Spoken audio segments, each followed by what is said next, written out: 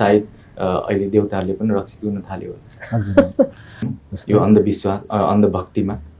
अनि अन्धभक्तिमा अरू पनि देवी देवताहरूलाई पूजा गर्नलाई कोहीले अब पूजा चढाउँछन्।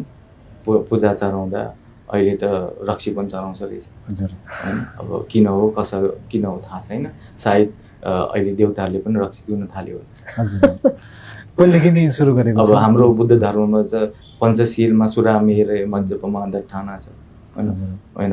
मद्यसारहरू कुनै नपिउनुस् हैन। पिएपछि तपाईलाई चाहिँ गलत काम हुन सक्छ।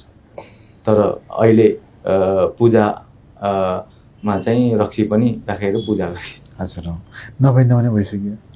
त्यो मेरो विचारमा किन हो भनेर पनि कोहीलाई अन्धभक्तिहरू पनि हुन सक्छ। हजुर अझै मलाई एउटा घटना चाहिँ फेरि याद आयो हैन। यो अन्धभक्तिमा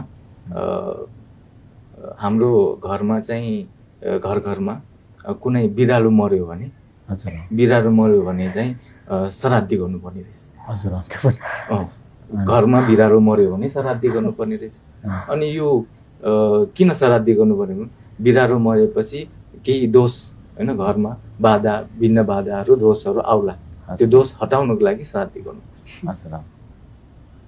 यो पनि अन्धभक्तिको अनुसारले हामीले लिन सक्छौँ। बिरालोले बाटो काट्यो कि त्यो बच्चा बेला हामीले सुनेको थियौँ हैन। कालो बिरालोले बाटो काट्यो भने पहिला ढुङ्गा फाल्नुपर्छ अनि मात्रै मान्छे त्यहाँबाट जानुपर्छ भनेर सुनेको थियौँ। त्यो अनुसारले यो चाहिँ अन्धभक्तिमा लिन सकिन्छ। हजुर